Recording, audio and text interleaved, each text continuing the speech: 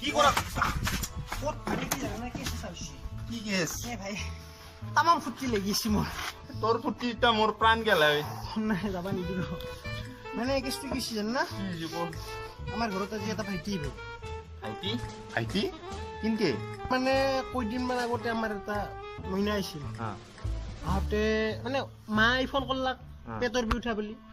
মেডিকেলত গেল 108 গেল আজি কিনকে ভাইটি আহি মানে সিদিনা মইনা এটা আহিল না